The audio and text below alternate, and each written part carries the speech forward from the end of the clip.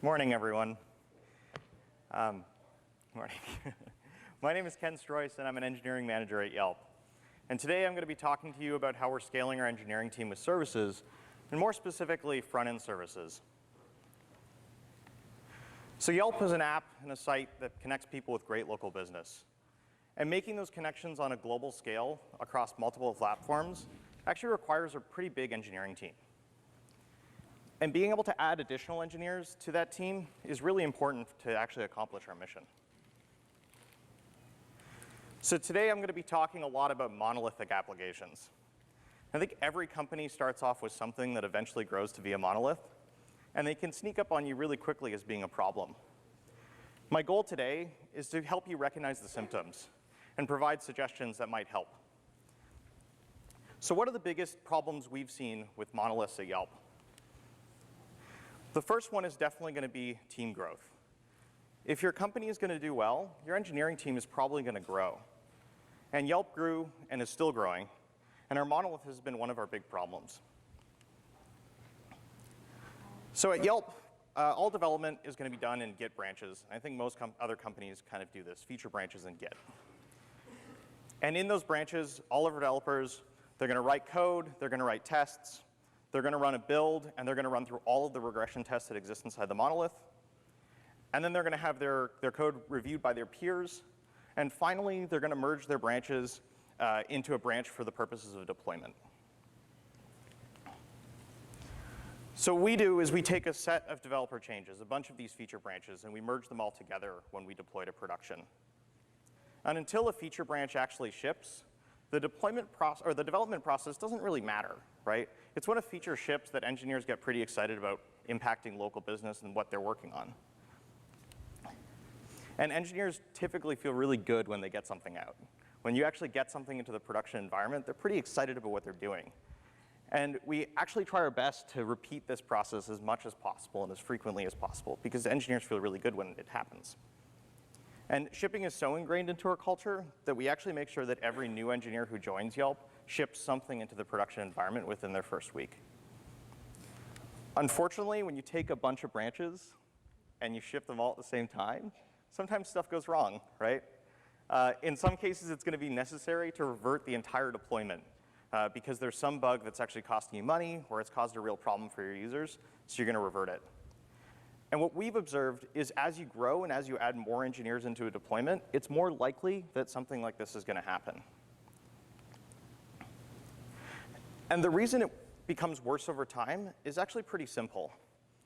So let's say you have really good engineers, and the probability of them making a bug-free branch is around like 99%. And don't get me wrong, the engineers at Yelp are pretty good, but I don't even think our best get to 99% bug-free. Right? Every so often, there is going to be a branch that's going to have a problem. When you take two engineers and you put them in the same deployment, your probability of success is going to drop a little bit. So it's going to drop to something like 98% of that entire deployment branch. And if you take 30 branches and you deploy them all at the same time, then the probability drops significantly. So you're now dropping down to something like 74%. So maybe like 1 in 4 of the deployments is going to fail, and you're going to have to revert it and start all over again. And this is a huge problem, because this is going to be it's an exponentially decaying function. If you continue to grow, it's going to continue to get worse. And monolithic applications fall into this trap. And it goes from being like a minor annoyance to actually being a really big problem for your company. Another big reason why monoliths are not particularly good to have are making large code changes is really painful, and it often falls on one engineer or a very small set of engineers to actually make those changes. And they have to deal with the merge conflicts of people changing code from under them, and they don't actually get to ship things into the production environment very often. So a great example of this is the Bootstrap migration. If you've ever gone from Bootstrap 2 to Bootstrap 3 in a code base that, let's say, has like 1 million lines of code, you know how awful this can be, especially if you have to do it by yourself. If you just want you want to use new Bootstrap 3 on a new page. And the reason is like sometimes it's very unclear what you should be doing in this migration. So in the case of Bootstrap, if you switch from 2 to 3, in some cases there were no equivalent versions for what was already existing in your code base. So what that means is you're going to have to coordinate with lots of teams to understand, lots of teams, including engineers and designers, and figure out what should we do if we've been using these features. And that coordination can take a lot of time. So at Yelp, we have a monolithic app. It's mostly Python code with a few different MVC web apps inside of them. And these are sites for business owners to look at their Yelp page and understand what's going on with their business. It's sites like Yelp.com for you guys to find great local business. And then it's a few administrative sites for us to understand what's going on with our application for our engineers. And finally, there's also scripts that run periodically. We call these things batches, and they kind of are automated with cron. So when I first joined Yelp, the monolith actually worked relatively well. We had around 60 engineers, and we managed to deploy to production about twice a day. If we really pushed it, we could get all the way to 7, but we guaranteed that we would deploy to production every day twice. And in those deployments, we got around 5 to 8 changes per deploy. And that was sufficient for a 60-person engineering team. From 2011 to 2013, we grew a lot. And with more engineers, you're going to have more code, and you're going to have more products, and you're also going to have more tests. And more tests can also really slow down your deployment process. If you don't build a really sophisticated testing infrastructure that can scale and run the tests in parallel, you're not going to be able to deploy as often. So we did manage to get up to about 3 deploys a day to support the growth, and it worked relatively well. But this is around the time when deployment started to get pretty scary. We did see deploys that had 30+ changes in them at the same time. And what happens when you have that many changes in a deployment is people also start getting more paranoid with testing. And testing's good, but you don't want to get paranoid with it. So a good example of this is if someone was on the search team of Yelp and another person was on the sign-up team working on the sign-up page, there's a chance that they could break each other's code on the front end or the back end. And what that meant was the search person is going to write a lot of tests in a very defensive manner to make sure that nothing breaks. And so is the sign-up person, and that's going to slow down the deployment process. And this is where rollbacks also start to become more common, because even if you test everything, there's going to still be corner cases that you're not going to catch. If you're adding more tests, what you're doing is you're bumping up that 99% a little bit higher, but you're not accounting for the exponential decay that's actually happening. So we looked at the rest of the industry, and we tried to figure out what are we supposed to do to help this scaling problem. And the suggestion seems to be that services would be the thing to help. So what is a service exactly? The Wikipedia definition of it is really odd. It says that it provides a service to other services. And basically what you're doing is you're splitting up your application to a few different pieces, and they're going to communicate over some protocol like HTTP. So a great example of this is the Facebook API, right? Yelp is going to talk to Facebook through some sort of API, and when they deploy new code, they're not going to make a feature branch and check it into Yelp's repository and we deploy together. They can deploy in an independent manner. How do you actually service? For us, we usually do a separate Git repository for each service. The service itself is going to have its own set of tests to ensure that it's working on its own. It's going to deploy independently from any other service. And you usually want to do this in a backwards compatible manner. So if you're deploying a new version of your service and I'm depending on an old API, you have to first push a new version with the old API still there and allow me to have time to migrate. And finally, if you're going to split up your code base into a bunch of services, you're going to need one way to share, you're going to need some way to share code, right? Your developers are going to want to switch from one service to another and see the same familiar libraries they already have. So libraries are going to be the answer for sharing code across your service stack. And what is a library? A library is going to collect, it's kind of like a service, but instead of providing a data API, it's going to provide an API to functions, classes, and values. And similar to a service, it's going to have its own set of tests. This is really important. If your libraries don't have adequate test coverage, they can break, and people will try to include them inside their services, and there'll be all sorts of bugs. And both services and libraries can depend on other libraries. And libraries are going to be versioned to allow people to use multiple copies, right? So jQuery is a perfect example of this. You could be using jQuery 1.9, and I could be using jQuery 1.8. And that's totally fine. We don't have to switch to the same version at the same time. Cool. So then you have a monolith, and you now know what services are, you know what libraries are. And if you look at your monolith, you can probably categorize things into a few different things you might want to service. So for us, what we thought about was we have users on one end, and then what are the layers? And the layers are kind of, we have the routing layer, which decides what site are we going to split people off into. And then we have the front end aspects of those sites. Then we have the back end, which is the business logic, and that's shared between different sites. And finally, you have storage on the end where the actual data gets stored. So now what? If you look this up online, you'll find a lot of talks where people are talking about their monolith. And it often goes something like this. We had a monolith. It was pretty bad. So then we made services, and everything was fixed. Site's done. In reality, that doesn't happen. It's not going to happen overnight, and you're not going to be able to just split up your code base into a bunch of microservices. It's going to take a lot of time, and it's going to take a big investment. So this is kind of where we were going. This is what we were thinking. Was we were going to have a single routing service that would split up into different sites, and then we'd have different web apps, and we'd have like our mobile API, and then we would have different backends that all of the web apps would consume, and finally you'd have whatever storage system you want to use. So in 2013, Yelp started moving to our backend out of the monolith. And if you go down this route, one of the first things you're going to want to do is you're going to want to provide some sort of API to the monolith. There's a lot of useful code in there. Despite the fact it being a kind of scary place, there's still useful things in that code base. And someone who's in a new service, they might want to consume that data. So I'd highly suggest that you make an API to the monolith so people are still able to get to the data that they're used to. And for everything that was new, everything that was newly created at Yelp, it was super obvious that what you wanted to do was make a service. You didn't want to go through the deployment, the monolith deployment. You didn't want to contribute to that debt. So this is where we were going. This is probably what we were going to get to. We were going to have users on one end, then they would hit the monolith, and that would handle the routing and the front end part. And then you would have the back end and the storage stuff sitting inside of separate services.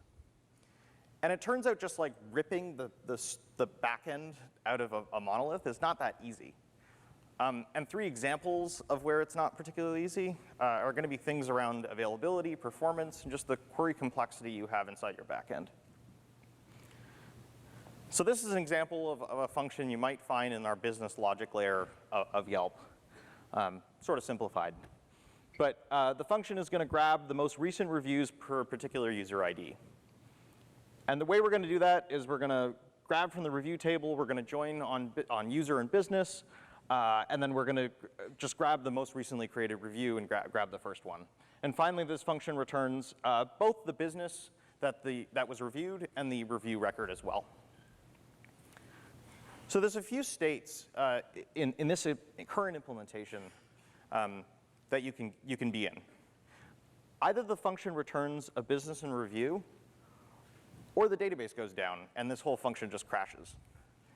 That would definitely be the unfortunate version of it. But if you were to split this into like the service world, what people will often do is to do something like pull the business table out of the application. So let's say we pulled the business, and it's going to be its own service that runs. What that's going to do is it's going to introduce more cases into this function. And what's going to happen is, what happens if the business service becomes unavailable? At that point, maybe you don't want this whole function to error out. Services can become unavailable. That's a thing that can happen with them. And you're supposed to be able to gracefully handle a failure like that. And what that means is that this function might return just the review and maybe not the business. And what that means is all the layers above this function, right, all of the front-end code, is now going to need to handle the business not being available, right? So what that means is that it can't just be done by a back-end engineer. You're actually going to need front-end and product teams to understand, hey, there's a chance that this will not be available. What do you want me to show the user? So that's the availability aspect of it. The performance aspect of it is typically with service calls, you want to do them asynchronously. But this function currently returns actual values, right?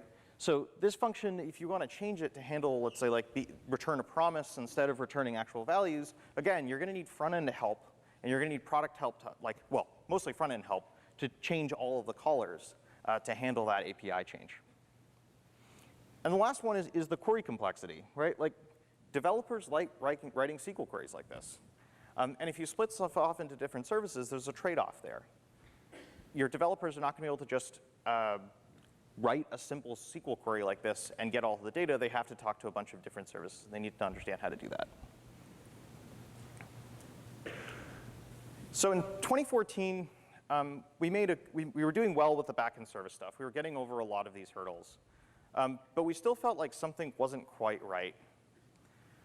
And if we go back to our diagram, let's say we do get to this world where the backend is entirely ripped out.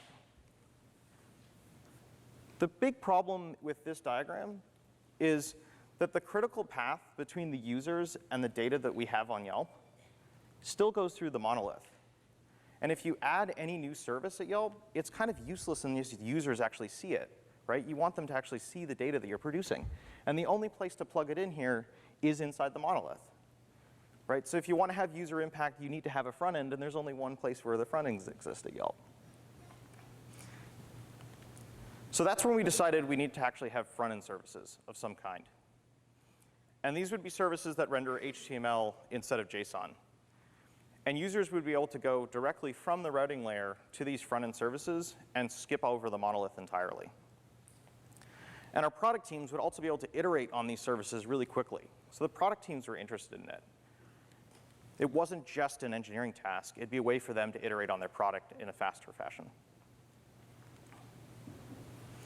And it turns out the front-end stuff isn't easy either. If you want to split your front-end into a bunch of different services, there's actually very few talks that talk about service-oriented architecture for the front-end. There's not a lot of people who do these kinds of splits. And unlike back-end services, you can't just pick up any technology to render HTML. If you want to maintain some sort of product consistency, you want the look and feel between the monolith and the service stack to be kind of similar. You have a brand, and you want to keep that brand. And the last one is going to be around SOA education. Front-end engineers haven't all dealt with services, and they don't completely understand the implications of availability and these performance problems that can come up. So where did we actually start? The first thing we decided was we were going to screw this up. If you make a big architectural or infrastructure change or product change, you're probably going to get it wrong the first time you do it. So you want to do something that's really small and really simple, and fail your engineers as quickly as possible. We also decided that we were going to move one page from the monolith to the service world. And we were lucky. For us, it's easy to do because we do server-side rendering. And when you're transitioning from one page to another at Yelp, you're actually doing a page reload. For client-side apps, I think this is a lot more difficult, but I think there's still some sort of solution there. You could probably find sections of your site that you could say, people, this is going to be a major flow. This will do as a client-side app, and we could do it in its own front-end service. We also decided whatever we move should make the next thing we move faster. If you found a page that was somewhere buried inside of the corner of Yelp, by the time you moved it into a service, another page would have come up in the monolith. And if it's not faster to move that page out, then you haven't really helped the problem. And the final thing was we didn't want to reinvent the wheel. We could have said, you know what, we're going to do a brand new service stack that's completely different from what we already have because front end is totally different from back end. But the fact is we have really smart infrastructure engineers at Yelp who came with the back end service stack. And we thought, if we're going to mess this up anyway, let's start with that, right? Let's try to use the existing service stack and just augment it to handle HTML instead of JSON. So we actually decided to use our style guide as our first page. And this would be the first thing we would move into the service world. So we spun up a new service called Style Guide. And if you haven't seen our Style Guide before, it is actually something that's public. I highly encourage you to check it out. I kind of describe it as like a bootstrap on steroids, specifically for Yelp. It contains all sorts of useful stuff for our product managers. So things like how can you render headers on Yelp? What are all of your options? If you're a new designer at Yelp and you want to make a new page, what's available to you?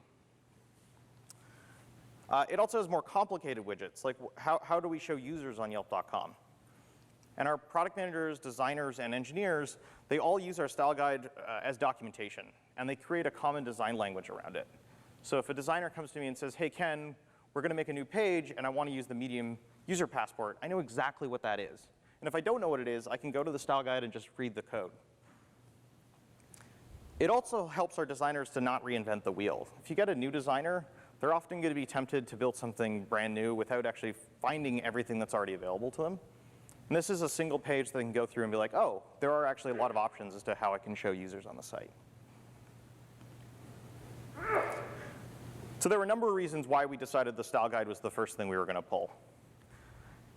First of all, it had no backend. It's a page that's basically static and shows you just the front-end widgets that we have on Yelp. So we didn't have to deal with any of the availability or performance implications of pulling it out. It's also one of the only pages we have on Yelp that's entirely in English. We're a local review site. It would be kind of useless if our interface wasn't translated. But in the style guide, that's like the one exception. We're OK with it only being in English. Also, if we break it, we know it's not going to be a disaster. It's like a relatively low impact page. So we're allowed to screw this one up. But despite the fact that it's low impact, it actually renders everything that's useful on the site. So it's certainly going to make the next thing we move to the service world a lot faster. So we spun up these new services, and Style Guide was basically rendering hello world. And we had Yelp main our monolith. How are we going to share code between these two systems? And just like backend code, libraries are going to be the answer for this. And that's how we're going to share code between the two services. So for backend code at Yelp, we use something called PyPI. That's the Python package manager. And for front-end code, we settled on Bower, which is the package manager for the web. And we actually run both the PyPI server and the Bower server internally inside Yelp so that we can have both private packages and public ones. And we also don't depend on the availability of the public Bower registry. So if you're going to use Bower, here's how it works if you've never used it before. In every service, you're going to include this file that's called bower.json. In the case of the style guide service, it was really simple.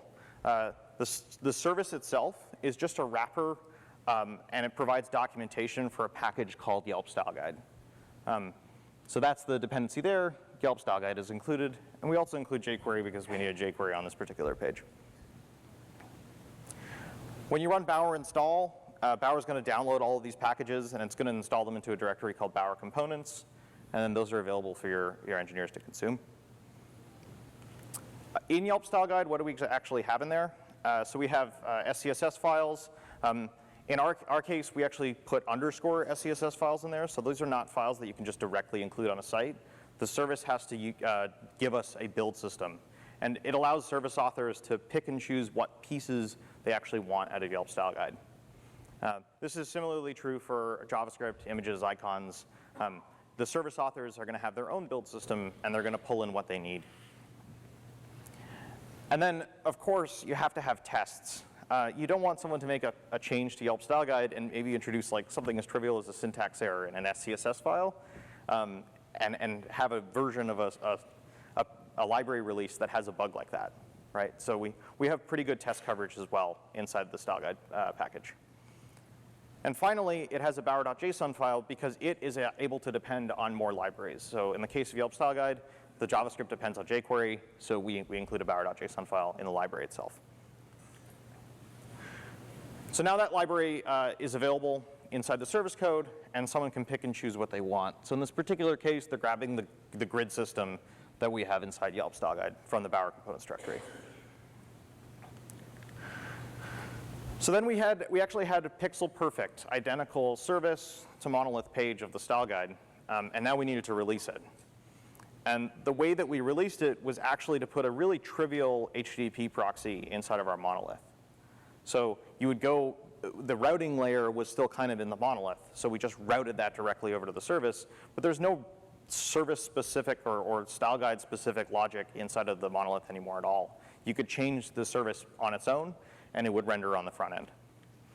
And then from there, we got to delete all of the code and all the tests that were stuck in the monolith, which is great because the monolith just starts to get a little bit smaller, and its test runs get a little bit faster as a result of moving all the tests associated with style guide. So a couple service tips if you're going to go down this route, both for the stability of your stack and also for your own developer sanity. The first thing is going to be you're going to want to use semantic versioning on all of your packages. If you're unaware of what this is, basically there's three important numbers when you version a library. The first one is going to be the major version. If that number changes, let's go say it goes from a 1 to a 2, you know that there's a backwards incompatible change that's happened inside the library. So you have to be a little bit cautious. With the minor version, that tells you if there's functionality added, but not in a backwards incompatible way. So someone's added new classes or added new functions. And finally, there's the patch version, which just tells you there's fewer bugs. Something was fixed inside that library. So a couple examples of this. If you're in a service and you're going to bump things, in the first example, we're just talking about a patch. This should be a really safe thing to do. In the second one, it's also very safe. We're just bumping the minor version, so there shouldn't be any problems that come up in your service. In the third case, we're bumping major versions. And this can be a little bit scary. This is where you have the Bootstrap 2 to Bootstrap 3 example. And this is where testing is really important. So for our front-end services, we enforce, at least on the Python code, 100% test coverage. And that helps us ensure that version bumping like this is, we're going to have tests that are going to tell us what's failing exactly. When you include libraries in your service, you can put various restrictions on what versions you want to use. So in the first example, we're being a little bit crazy and saying, like, I don't care. Give me any version of jQuery, and my service will work. I doubt you're ever going to use that. In the second example, we're saying, I'm cool with anything from the 1.8 to the 1.9 release. Any patches in between are going to work with my service fine. In the third example, we're saying anything from the 1.01 release, so any of the minors or patches can change, and that's fine. And the final one is something called pinning, where you're saying very explicitly that I know that my service works with the second patch of version 1.9. So that's really restricting down what you're doing. And if you go into this package stuff, you're going to have to deal with dependency management. So if you have a service, and let's say it depends directly on two packages, A and B, and both A and B depend on package C. So in this particular case, the 1.5 version of A depends on the 2.5 version of C. And the 1.3 version of B is going to depend on a different version of C, the 1.5 release version. Now under Bower, this is actually going to cause a crash. Bower is going to make you manually resolve this conflict. And the reason for that is you don't want to include multiple versions of jQuery on a page. Bower is designed to be a front-end package manager. And if C was, let's say, like jQuery, you would basically be saying it's OK for my app to have two different versions of jQuery, which is something that's kind of odd, and probably something you probably want to avoid. This is really different from NPM. So if you've worked with a Node package manager, this will actually be OK. What Node will do is it'll give A its own version of C and B its own version of C. Now I believe Node has actually fixed this problem, but for the use case of front-end packaging. But at the time, Bower was the only thing available that would actually do this the way we wanted it to. So we went with Bower, and we might eventually switch to NPM.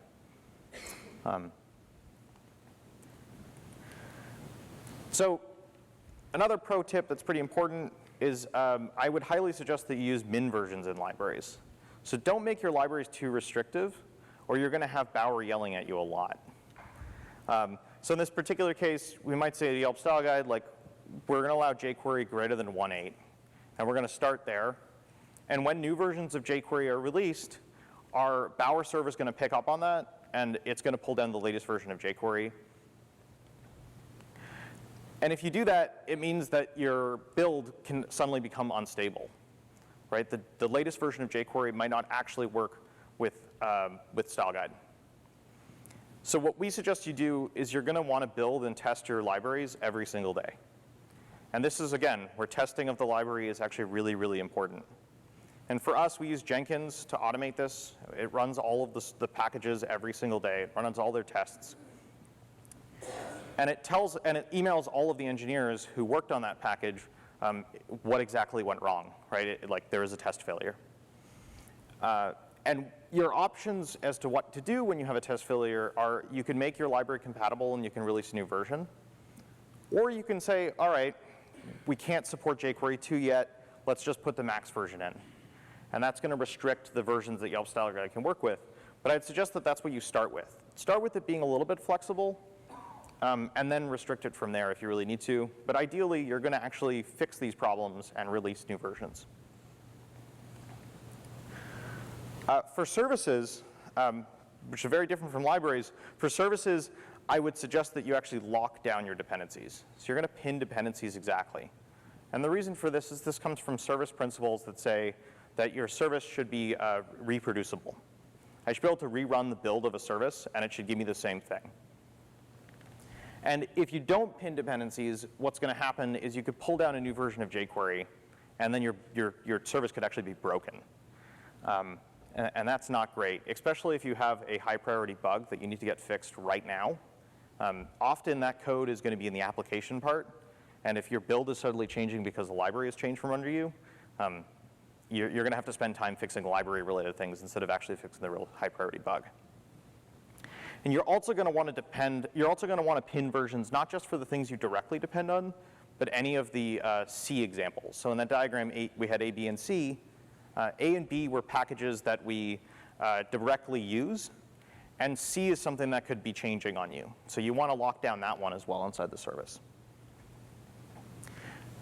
And the last pro tip I have is we made mistakes. We made mistakes in the process of doing this, and you will too. And one of the mistakes we made was we tried to overdo the microservices thing. So we said, okay, Style Guide is going to be its own service, and the next page we're going to make is going to be its own service, and then we're going to have another service, and then we'll have 100 services, one for every single page of Yelp.com. And that's just, it's more work than it's worth. Our monolith worked relatively well with like 50 engineers. Why would we try to split up every engineer into their own service world? It's just a lot of work. So what we ended up doing was actually making a few monoliths. They're not bad monoliths yet.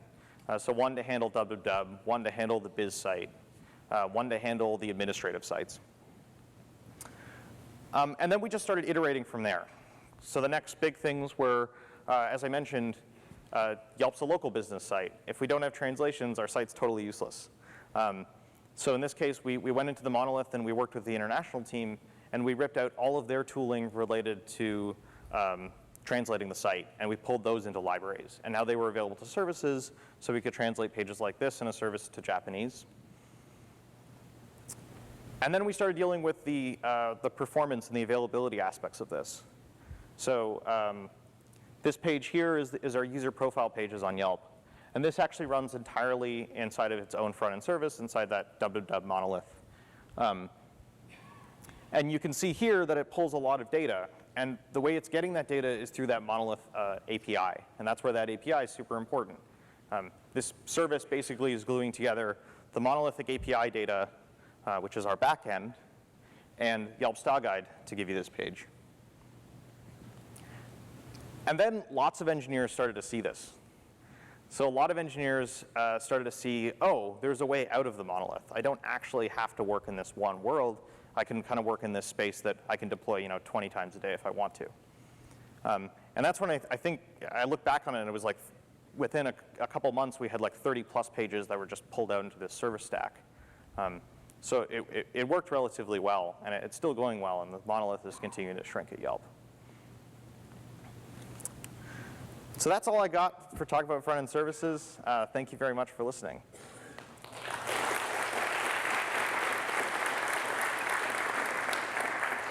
Does anyone, oh, there's lots of questions. Start here over here. Do you look at global assets like a space with either one page, when you download jQuery, you want to get another page and not download it again? Right, so the question is around global assets. How do you deal with when you go from one page to another, you don't want to reload jQuery.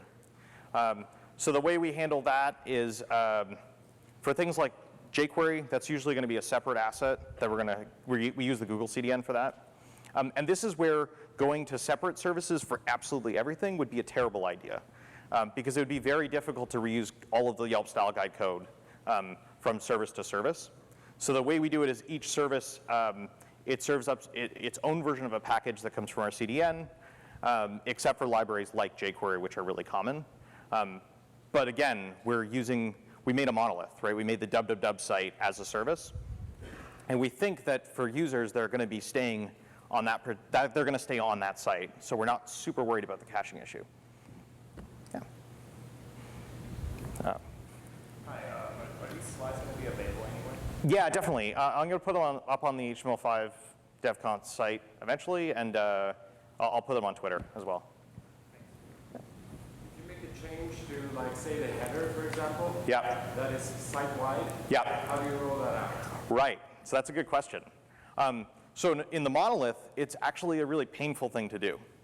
Right? You're going to have one engineer who's going to say, all right, we're redesigning the header. I'm going to check every single header. I'm going to check the header on all of the pages and make sure it's still working. So that responsibility falls on one engineer. This system, it's a distributed problem. You're going to make a new version of the header, and our front-end engineering team would come up with that new design. And then they can tell all of the teams, OK, everyone, we're going to update to the newest version of the header. Here's a ticket to actually do that. And you get eventual front-end consistency. So over time, people are going to do this migration. And for high priority pages, it's going to happen right away. Yeah? Yeah, you split the pages into services, but did you split parts of the pages into usable components, such as a passport component, and so on and so forth? Yep. It seems an odd granularity to split by page. Right. So we split by both, actually. So the question was around, did we split up into small components instead of splitting up into small pages? And the reality is we did both. So Yelp Style Guide has a lot of reusable functions to get partials and small components that exist. And that's why the JavaScript is also checked in the same repositories where the CSS and the templates are, is because those are reasonably well isolated components, and you can pick and choose which components you want to use. Any special treatment for mobile? Any special treatment for mobile? This is an interesting question, and it's actually very related to our style guide. So our front-end engineers are the best people at making a page responsive. They're the ones who really know how to do that really well. And the style guide is entirely responsive. So as long as you're using standard style guide components, you're going to get mobile for free. Now, how do you set up, or how hard was it to set up a private bower?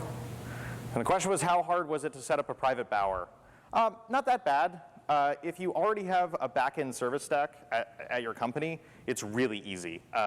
For us, our backend service stack is all based on Docker, and there's Docker containers for the Bower registry. So we just set up that Docker container running on a machine. Yeah. Can you explain again the distinction between a library and a service? Difference between a library and a service. So a service is going to be something that actually runs in production, and it's going to provide all the pages. The libraries are just the way to share code between all of the services. So that's where they're included. So like the difference would be like the Facebook API versus jQuery. Facebook API is definitely a service, and the jQuery is an API to functions. Yeah. So how do you decide what qualifies to be a shared component? And then who maintains the component once you release it? So the question was around what qualifies a component and who maintains it going forward. For us, it kind of goes to the front-end team. Like it depends. The component ownership, especially if it's in Yelp Style Guide, that's like a core package at Yelp, and the front-end engineers are going to be on every code review for that. So they can kind of guide someone through how do you make a really good component. But we're very open at Yelp. Anyone's allowed to contribute to any Git repository, but you just have to get a code reviewed by someone who knows what they're doing. Yeah.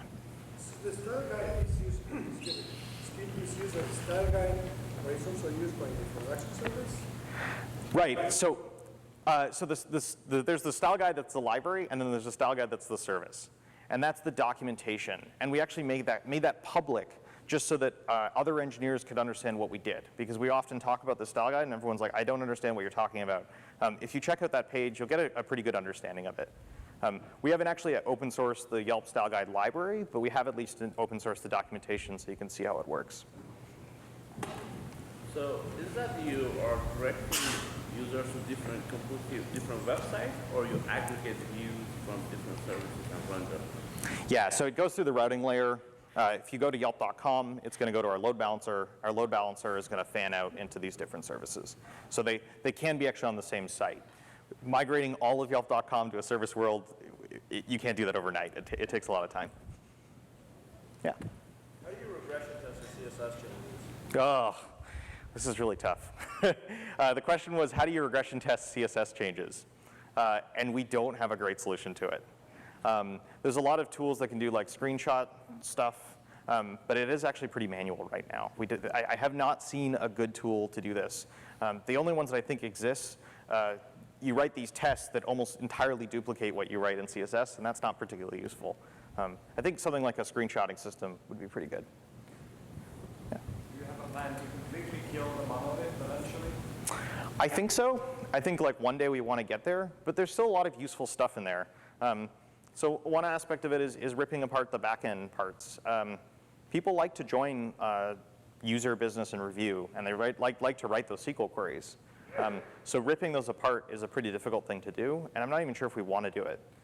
If we got down the monolith just to be that core API to some of the core business logic, I think we'd probably be okay with it. Yeah. So this might have been the other question, but the routing is still on kind of the monolith, correct? Yeah. So the services aren't in charge of rendering themselves. You just kind of, the router kind of takes over the page and renders it for you. Yeah. So the question was around what exactly the router still lives inside the monolith. So the router still does live in the monolith, and the reason we did that was we wanted to get something just out there. So from the monolith, we immediately just go to the service, send all of the data that we had from the original request, and then we get whatever the service responds with is what we're spitting out to the client. And that service responds to HTML? Yep. Yep. You want to respond to HTML because then you're not going to change it inside the monolith. That's the other thing that's really important about this is if you have a monolith and you rip out backend code, there'll still be this want and this need to run the monolith tests against the actual real backend. With front-end services, we're not so worried about it because all we have to test is that HTTP proxy, and then we trust the rest. Like the service is going to test itself entirely. So, sorry, just to step further. So is the Python code of the monolith actually rendering that HTML? So is it going back and then you have like Nginx as like the actual HTTP server? Oh, it's quite complicated. So it uses Smart Stack and it's load balanced. If you look at our engineering blog, it talks a lot about how our service stack works. Cool. How are we for time? Okay, I got about a minute left. Does it? And maybe one last question. Yeah. Pull services out of the monolith. Do you diligently kill all existing functionality from the monolith that's going to be moved into the new service? Do you ever have a stratum of functionality? Right. So the question was, when we pull code out of the monolith into the service world, do we have this transition state where some of it still lives in the monolith and some of it still lives in the service? And the answer is yes. So our profile pages, some of the pages where it was really obvious where it would be faster to develop them if we did it inside of the service, and some of them were, you know what, most of the monolith stuff is going to work, and it's only going to be a couple production pushes to do that page. So we're going to have them in both. And that's where you can provide a library specifically for profile pages that wraps the Yelp style guide package and provides a little bit of additional functionality. Yeah.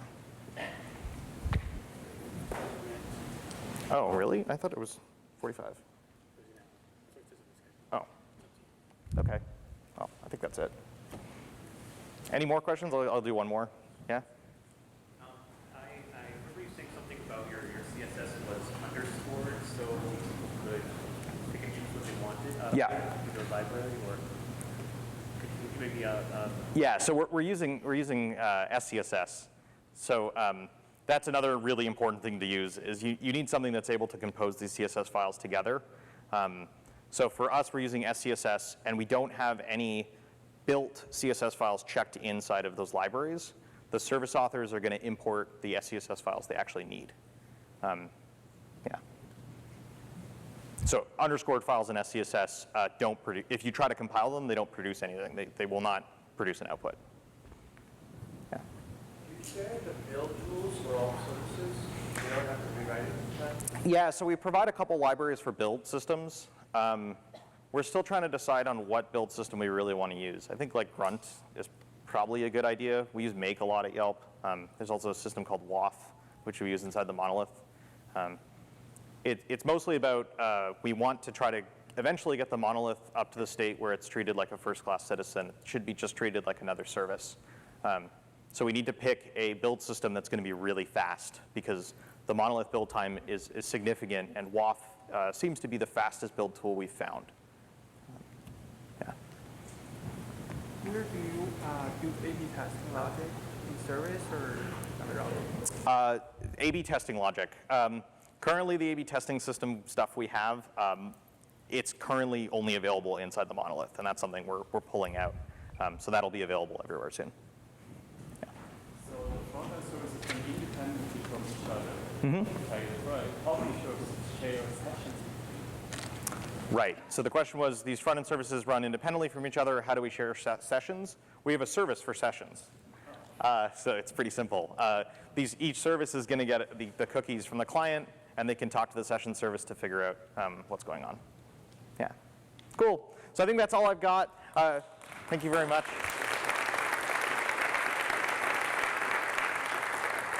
If you want to read about more of this and other things at Yelp, I highly encourage you to check out our engineering blog. It's gotten a lot better in the last couple of years, and it's got a lot of content that talks about the problems we're solving.